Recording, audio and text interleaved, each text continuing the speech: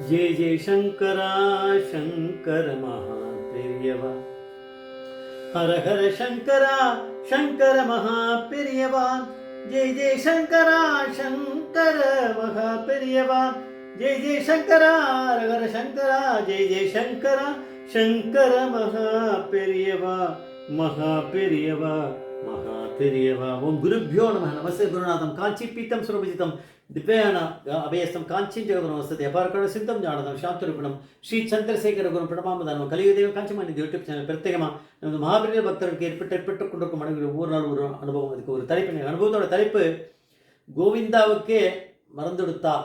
கோவிந்தாவுக்கே மறந்துடுத்தா. கோவிந்தா அப்படிங்கிறன்னா நம்ம எப்படி வேணால் எடுத்துக்கலாம். கோவிந்தனா இல்லை கோவிந்தான்னு ஒருத்தரா, அவருக்கே அது மறந்து போயிடுத்து. ஆனால் பெரியவாளுக்கு மறக்கலன்னா பெரியவா பரமேஸ்வரன், அவர் தான் அந்த கோவிந்தன். பெரியவா காஞ்சி மடத்தில் இருந்தா. இது நிஜமாக நடந்த ஒரு சம்பவம். அவரே சொல்கிறார். பெரியவாளே இந்த என்ன நடந்ததுன்றதை அவரும் ஃப்ளாஷ்பேக் மாதிரி சொல்கிறார். அதான் நம்ம தெரிஞ்சுக்கணும். யாரோ ஒருத்தர் தரிசனத்துக்கு வந்தார். வந்தவுடனே பெரியவா பக்கத்தில் இருக்க சிஷ்யர்கிட்ட அவருடைய காதில் விழாத மாதிரி, வந்தவரோட காதில் விழாத மாதிரி சொன்னார், என்ன இவன் கோவிந்தாவா கேடு அப்படின்னு.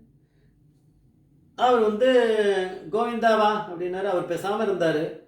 அப்புறம் திருப்பி பெரியவா கோவிந்தாவா கேளவன் அப்படின்னு, கோவிந்தாவாப்பா கோவிந்தாவா நீங்க அப்படின்னு. அப்புறம் அவருக்கு புரியலை, நம்மளுக்கு பேர் கோவிந்தா அப்படிங்கிறது எப்படி இவருக்கு தெரிஞ்சிருக்கு அப்படின்ட்டு அவருக்கு முழிக்கிறார்.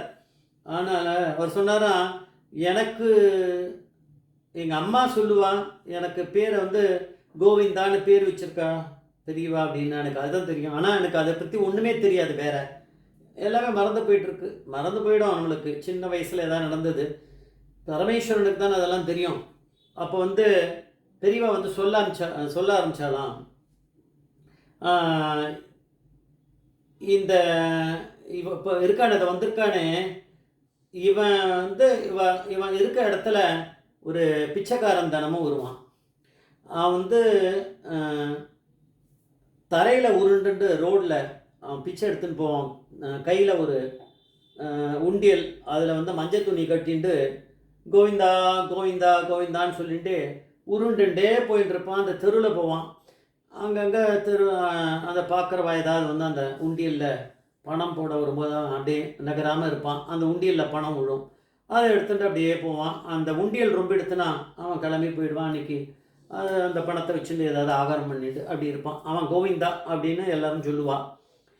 இந்த பையனுக்கு இப்போ வந்திருக்காரு. அவர் தான் சின்ன பையனாக இருக்கும்போது இந்த இந்த பையனுக்கு அம்மா கிட்ட கேட்டு பணம் கேட்பான், இவனுக்கு போடணும். அவன் ஏதோ ஒரு ரூபாய் ஏதோ அந்த காலத்தில் என்ன பணம் ஊரானவா ஏதோ அதை கொடுப்பா. அந்த பையன் கொண்டு போய் அந்த உண்டியலில் போடுவானான்.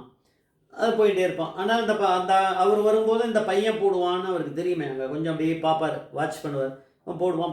இந்த மாதிரி தினமும் அப்போ தான் அந்த பையன் எழுந்துட்டு பல் தேய்ச்சிட்டு ப்ரஷ் பண்ணிவிட்டு அந்த திண்ணை மேலேயே வாசலில் உட்காந்துட்டு இருப்பான். ஏன்னா அவர் வர்ற டயத்துக்கு முன்னாடி இந்த பையன் அவர் வந்த பிறகு தான் இவன் வேலையை பார்ப்பான். அதனால் உட்காந்துட்டு இருப்பான். அவர் வந்துடுவார், கரெக்டாக போட்டுருவான்.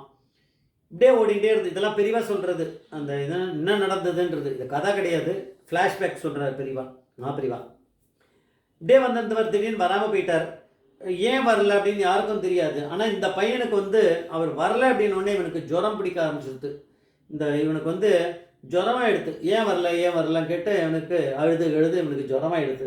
அப்புறம் அம்மா போய் பக்கத்தில் ஒரு டாக்டர்கிட்ட போய் மருந்தெல்லாம் வாங்கி அவனுக்கு போட்டான். ஆனாலுமே அந்த பையனுக்கு ஒரு அது குறை இருந்துகிட்டே இருக்க, வரலேன்னு. அதனால் ஜுரம் நிற்க மாட்டேங்கிறது. அதனால் அவள் கிளம்பி அவள் அம்மா மட்டும் என்கிட்ட வந்தா. இவன் வரல, அவன் அம்மா வந்தா. என்கிட்ட விஷயத்தெல்லாம் சொன்னான். அப்போ நான் அதனால் பெரியவா சொல்லியிருக்கான்றது அவருக்கு நேரடியாகவும் தெரியாது, இல்லைன்னா மனசுலேயே தான் ஞாபகத்தில் இருக்கும். பெரியவா கிட்ட அவள் அம்மா கேட்ட பிறகு அவள் சொன்னாலாம், பெரியவா சொல்லியிருக்கா, சஜஸ்ட் பண்ணியிருக்கா, ஒரு உண்டியலை நீ ரெடி பண்ணி அவனோட பூஜை இதில் ரூமில் வச்சுருவா, பூஜை அறையில். அதே மாதிரி அந்த கோவிந்தா மாதிரியே போட்டு அதை ஒரு தொலை போட்டு வச்சுரு. இவங்ககிட்ட தினமும் அந்த கோவிந்தா வர வரைக்கும் இதில் பைசா கொடுக்குறேன்னு அதில் அப்பப்போ தினமும் போடு, அவன் வர வரைக்கும் அவன் வந்துடுவான் அப்படின்னு சொல்லு. குழந்தையும் அதில் போட்டுருவான் பைசாவை. இப்படியே பண்ணிகிட்டே இருந்தான். அதை பண்ணி அதை ரொம்ப எடுத்தனா அதை கொண்டு போய் திருப்பதியில் சேர்த்துரும் அப்படின்னாரான். அவருக்கு அந்த பெண்மணிக்கு வந்து சஜஸ்ட் பண்ணியிருக்கார் பெரியவா. அதே மாதிரி நடந்துகிட்டே இருக்குது.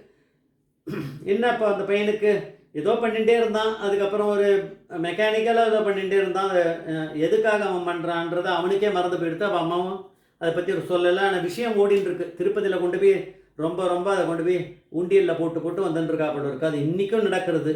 அவர் சொல்கிறார், ஆமாம் இன்றைக்கும் நடந்துன்னு தான் இருக்கானா, ஏன் பண்ணுறாங்கன்னு எனக்கு தெரியாது அப்படின்னாராம். அவருக்கு மறந்து போச்சு. அப்போ பெரியவா ஞாபகப்படுத்துகிறார் அந்த ஃப்ளாஷ்பேக்லாம் சொல்லி. இன்னும் பண்ணிகிட்ருக்கேன் நான், எனக்கு தெரியாது. ஆனால் அதனால தான் பெரியவா கோவிந்தான்னு கேட்கும்போது எனக்கு கோவிந்தான்னு என்னை கூப்பிடுவா. எங்கள் அம்மா கூட கோவிந்தான்னு கூப்பிடுவா. அதுதான் ஞாபகம் இருக்குது. தவிர எனக்கு அந்த மாதிரி ஒரு பிச்சைக்காரனுக்கு வந்து நம்ம பணம் போட்டோம், ஜுரம் வந்து அதெல்லாம் எனக்கு எல்லாமே மறந்து போயிடுது எனக்கு. ஆனால் அதில் பணத்தில் போட்டு இதை கொண்டு போய் நான் உடனே திருப்பதியில் சேர்த்துன்னு எனக்கு அம்மா சொல்லியிருக்கா. அதை நான் இன்றைக்கி வரைக்கும் பண்ணின்னு இருக்கேன் அப்படின்னு அவர் சொன்னாராம். அவர் பேர் என்னவோ தெரியாது. பெரியவா வந்து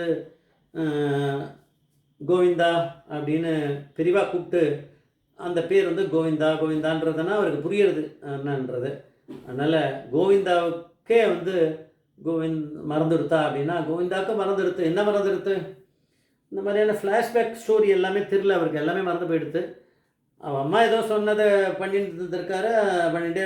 அப்புறம் அம்மா இருக்க வரைக்கும் அவர் ஏதோ போட்டுகிட்டே இருந்திருக்காரு. அதுக்கப்புறம் கொஞ்சம் நாளில் அது ஏன் பண்ணுறோம் அப்படிங்கிறத மறந்து போயிடுது. எல்லோரும் மறக்கிற ஆள் தானே, அதனால் அது மறந்து போயிடுது அவருக்கு.